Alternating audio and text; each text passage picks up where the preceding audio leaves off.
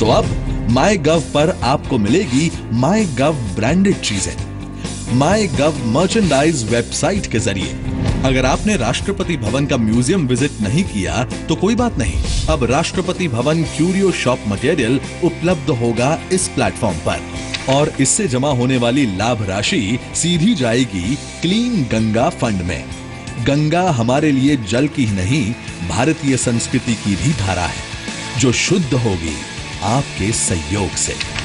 merchandise.mygov.in। योगदान आपका, विकास देश का।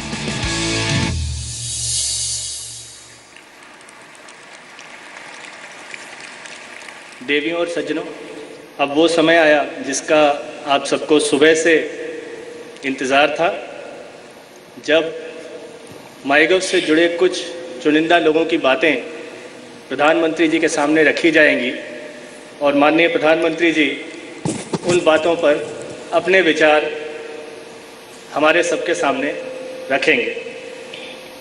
सबसे पहले करनाल से डॉक्टर PS पवार, नोएडा से श्री चंद्र प्रकाश और चेन्नई से श्रीमती सुचित्रा राघवचारी के विचार हम सुनते हैं।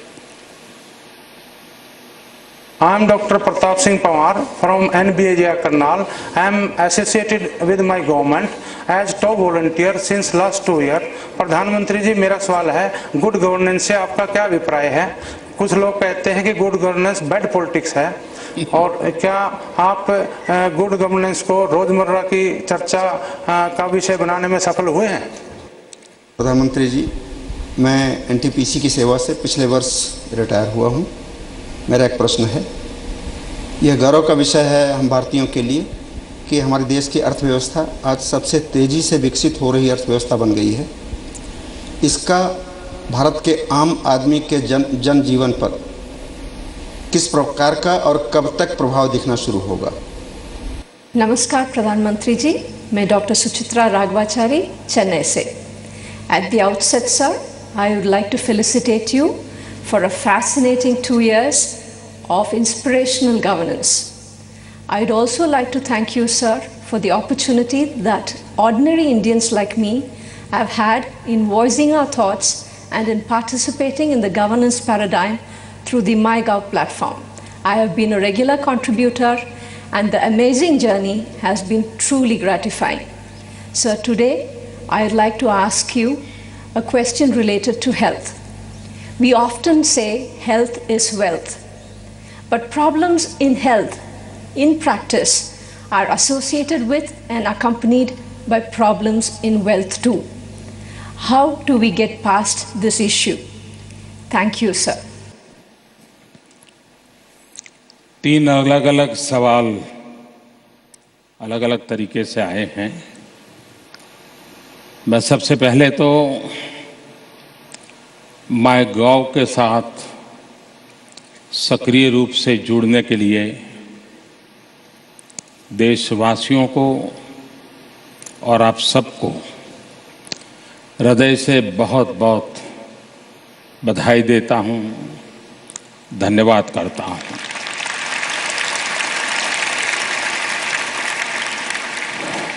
हमारे देश में लोकतंत्र का एक सरल अर्थ ये हो गया कि एक बार वोट दे दो और फिर 5 साल के लिए उनको कॉन्ट्रैक्ट दे दो कि बस ये तुमको दिया, अब तुम्हारी जिम्मेवारी है सारी समस्याओं का समाधान कर दो। और अगर 5 साल में कुछ कमी रही तो फिर वोट देकर के दूसरा कॉन्ट्रैक्टर ढूंढ लेंगे और उसको कहेंगे देखिए उसने नहीं किया, तुम कर दो। सिर्फ वोट देकर के सरकार चुनना, अगर लोकतंत्र वहां पर सीमित हो जाता है तो लोकतंत्र का जो स्पिरिट है वो कभी पनप नहीं सकता है। और इसलिए पार्टिसिपेटरी डेमोक्रेसी जन भागीदारी वाला लोकतंत्र, ये सबसे बड़ी भारत जैसे विशाल देश में आवश्यकता है। टेक्नोलॉजी के कारण ये सहज संभव हुआ है। आज जो स्वच्छ भारत अभियान चल रहा है वो जन भागीदारी का उत्तम उदाहरण है। लोग अपने आप, संगठन, नेता, सब लोग कुछ न कुछ करने का प्रयास करते हैं। आपका सवाल था गुड गवर्नेंस। हमारे देश में माना गया है good governance is a bad politics. ये सही है कि ज्यादातर राजनीति में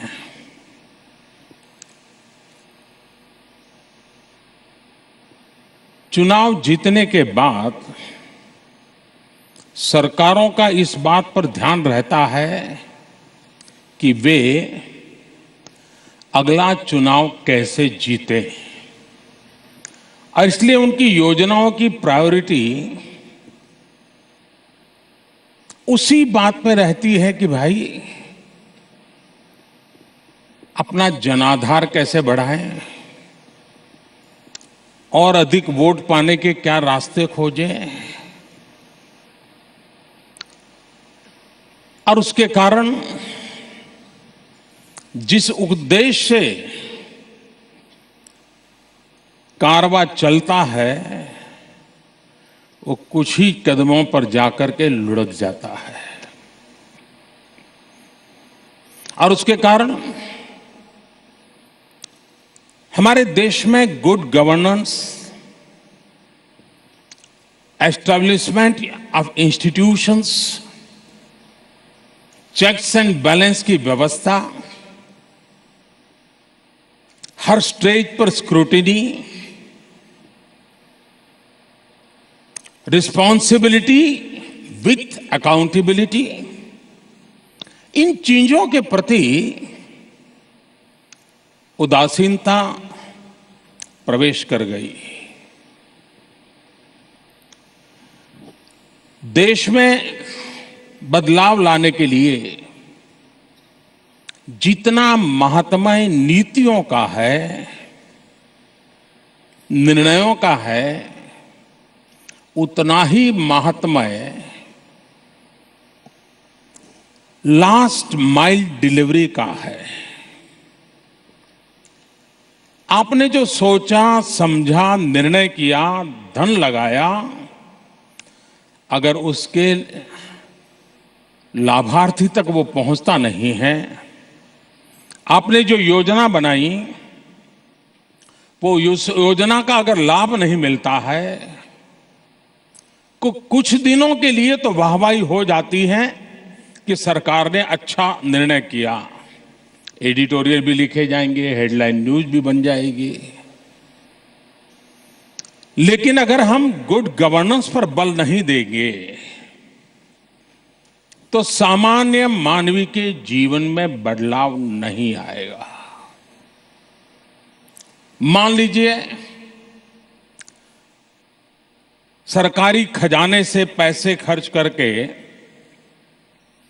एक बहुत बढ़िया अस्पताल बन गया, बहुत बढ़िया इमारत बन गई, उत्तम से उत्तम संसाधन वहां लगाए गए, साधन लाए गए, टेक्नोलॉजी लाई गई, लेकिन वहां जो मरीज आता है, अगर उस मरीज को इसका लाभ नहीं मिलता है, एक कमरे से दूसरे कमरे उसको भटकना पड़ रहा है,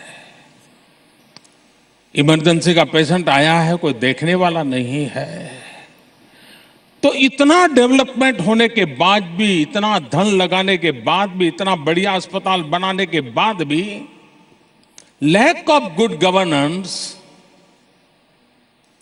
ये अरबों खरबों रुपया बेकार जाते हैं। और इसलिए डेवलपमेंट एंड गुड गवर्नेंस इन दोनों का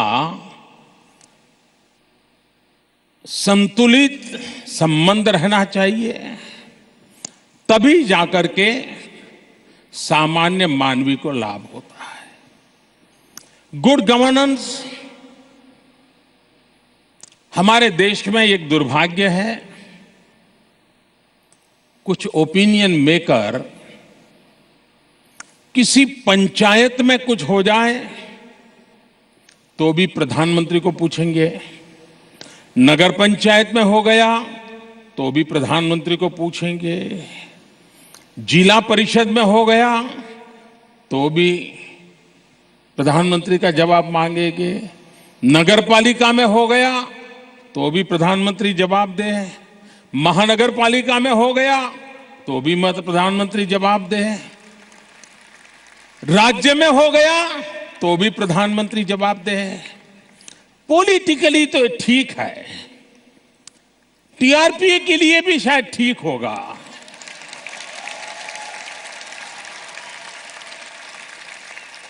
और प्रधानमंत्री को तकलीफ हो वो कोई बुरी चीज नहीं है, लोकतंत्र में होनी भी चाहिए और मेरे जैसे को ज्यादा होनी चाहिए।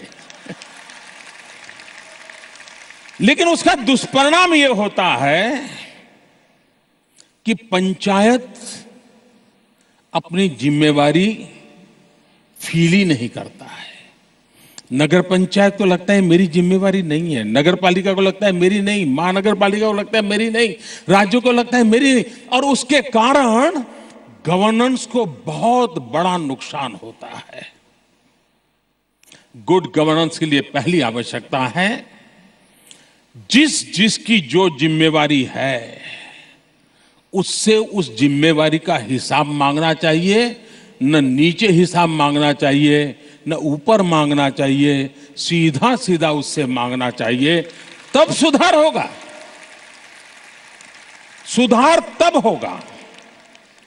और इसलिए good governance and people awareness and opinion maker, ये बहुत आवश्यक है कि जिसकी जिम्मेवारी हो उसकी जवाबदेही हो, ये एक बहुत अनिवार्य है। दूसरा, गुड गवर्नेंस में मेरा मत है कभी कभी समस्याओं की जड़ में सरकार स्वयं होती है। मैं जानता हूं, ये मैं बोलता हूं उसके कारण क्या क्या होगा।